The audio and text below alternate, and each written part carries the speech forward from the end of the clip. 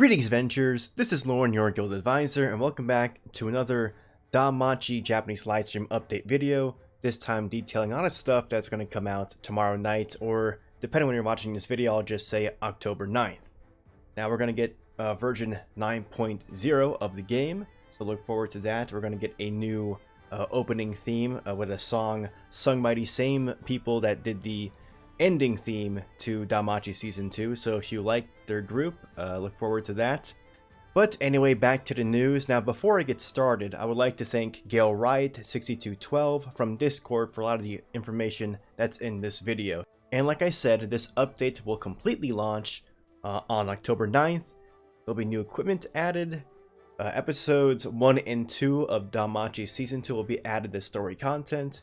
And as I said before, a new song for the title screen of the game will be added, Ryusei no Yukue, Destination of a Falling Star.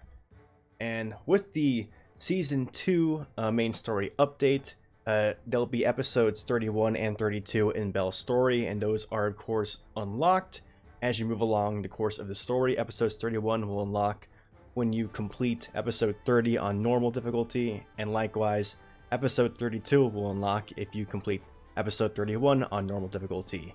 And to help along with that, if you're a newer player or haven't been keeping up with the actual Bell story content, episodes 1 through 30 will be half stamina, so that's a good way to catch up to it if you aren't quite up to speed when it comes to clearing out the story content.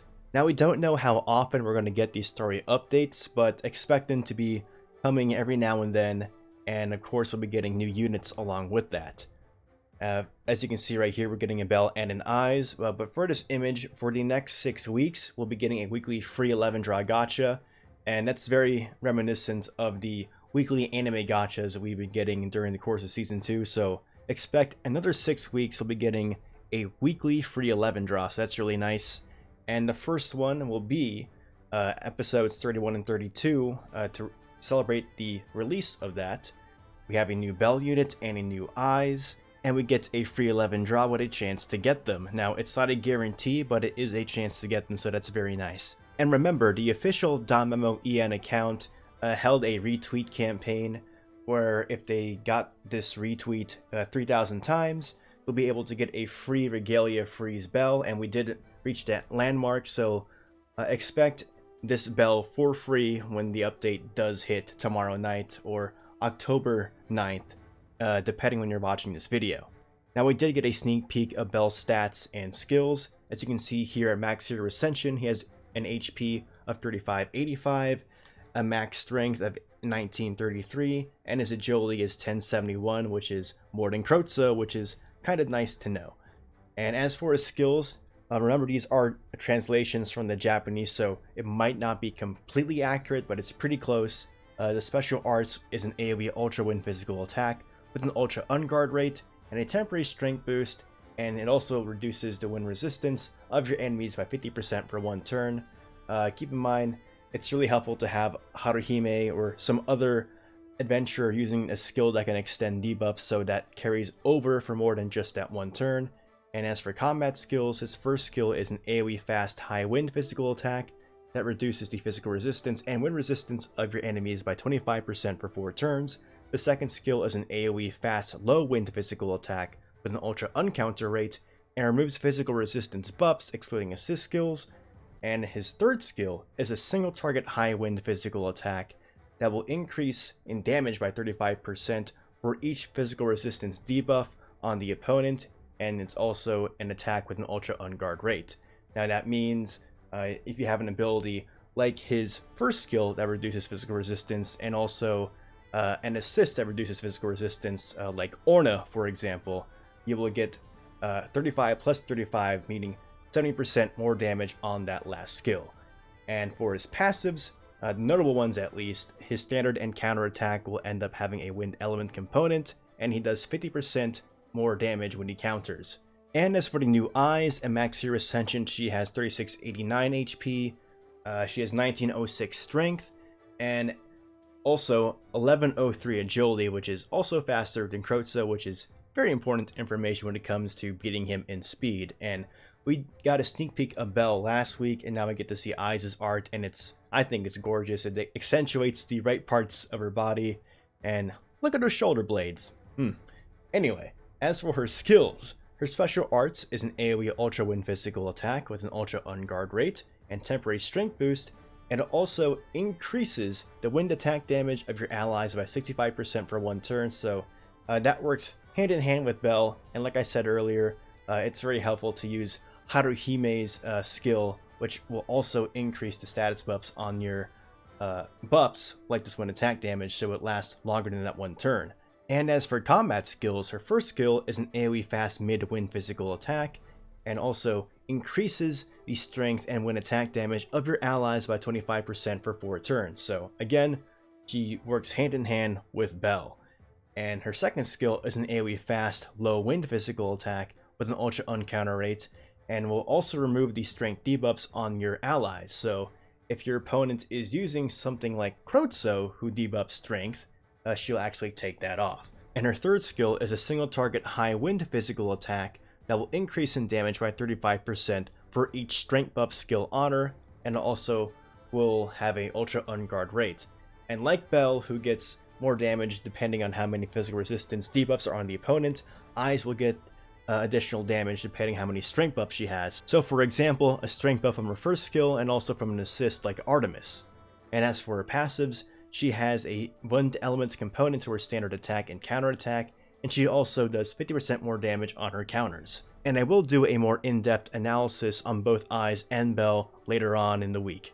And we finally know what the new equipment is going to be. It's something called a Revolving Amulet, and it's a very interesting piece of armor, because what it does is you can equip it to one of your units, and after that unit attacks and at the end of the turn, if they have the amulet equipped, they will actually go to the back of the party and swap places with someone in your back line.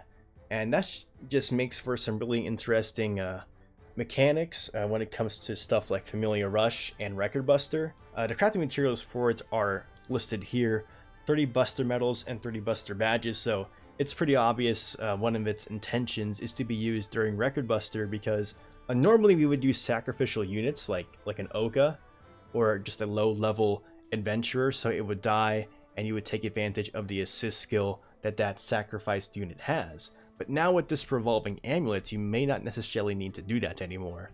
And as you can see here on the notes, the backup unit will replace a front unit after it has retreated. If there is no backup unit, retreat will be cancelled. In war games and familiar war games, retreating is unavailable even if this amulet is equipped, so it's not intended for war games. It won't even do anything if it's used during one of the war games. So this is mainly going to be used for familiar rushes, familiar royales, and record busters. So this is really cool to experiment with, so we'll see how it goes. We'll see how people start using this when this is implemented tomorrow night. And for you guys who are eager to spend your money, there's going to be a bonus Iris campaign for paid Iris. The 300 paid Iris bundle will actually give you 400, and then the 1400 paid Iris bundle will give you 1600. So take advantage of that if you are thinking you want to spend some money on paid Iris. And we are going to get some stuff coming up, like they announced a collaboration event in the near future. So this would be a good time to stock up in that if you think you're going to be using paid money anyway. And just like I thought, they will be rerunning the 2018 Halloween event. So if you missed out on it, or if there's some bonds that you want to get from it that you weren't able to get last time, now it's your opportunity. And they will also be buffing some of the units on these rerun banners. The first of which is Bet. His lethality skill, which is a low fire physical attack and increases his attack damage, is changed from a 60% buff to a 75% buff, so a bit more in line with some stuff nowadays. As for the eyes on those banners, her Devour Magic is now a high dark physical attack. Her Bone Splitter is now a high dark physical attack, and it'll reduce magic by 35% from 30%. So she'll be actually a bit more useful when it comes to Reverie Record Buster, for example. And on her third skill, Hunger, it changes from a 75% strength buff to an 80% strength buff, so a bit more in line with some of the units we're getting nowadays. And as for Lafia, her first skill, Black Brand, is now a mid attack, so one stage higher in damage, and it will increase her dark attack damage by 75% from 60%. And her second skill, Amplify Agony, will now also reduce dark resistance by 15%, so double debuffs on that skill. And then on her third skill, Shadow Feeder, it will also reduce guard rate by 25% in addition to that counter rate by 25%, so double debuffs on that as well. And then Raoul over here, this might give a lot of people some PTSD from war games long ago, but the only thing that's being buffed on his side is his AoE resistance debuff will be 35% from 30%, but all these units will be getting Hero Ascension added, so we're going to see how War Games goes now that Raoul can be max Hero Ascended, so it'll be interesting. And just a reminder, with that update happening on October 9th, we'll be getting that heroic trial for a Philvis, Lafia, or Aina bond of your choice from the current Halloween event. Familiar Rush has been announced and it will be happening next week, and as you can see there, that's the boss monster from the current event. And we're getting another very record buster with the update on October 9th, so look forward to that, I guess.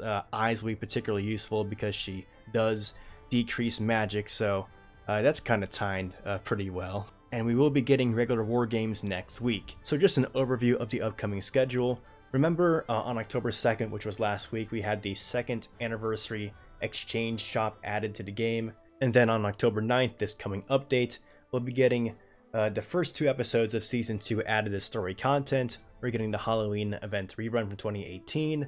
The heroic trial for Lafia, Philvis, and Aina will be happening. We'll be getting that very record buster. The bonus Iris campaign will be going on, so some of those paid Iris bundles will give you more Iris. And it's the start of the weekly free 11 draw gacha for 6 weeks. The first one being a chance to get either the new Ais or Bell. And then next week, October 16th, will be a Familiar Rush based on the current Halloween event, and we're also going back to regular war games, so look forward to that. And this is just the start of us getting some Season 2 content added into the game itself when it comes to stories, so I'm very interested to see if they're going to add any more lines to the stuff from the anime itself, because I know they re-recorded a lot of the stuff from Season 1 when they implemented it into the game, so we'll just have to see what happens with the Season 2 story content when it's added into the game with the update.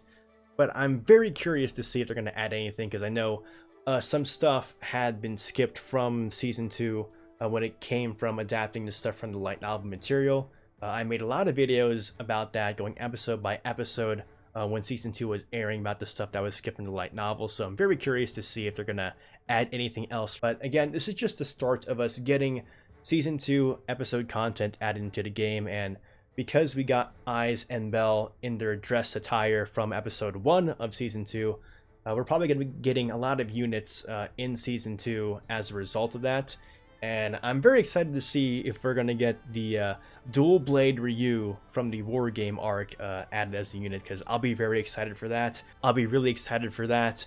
We haven't had a new Ryu for quite a while. Ryulu does not count because that's technically not Ryu, and I want a new Adventure Ryu to represent my team, because a lot of the older ones just aren't quite up to snuff when it comes to the current units and how strong they are right now. So a new Ryu is appreciated, and I think this is the best time for Alan to get added into the game whenever we get the story content from the Ishtar Familia arc added into the game. So very excited for more Season 2 units being added into the game by way of story implementation. But anyway guys, thank you so much for watching this video. I hope you found it informative. Look forward to the new stuff happening with the update.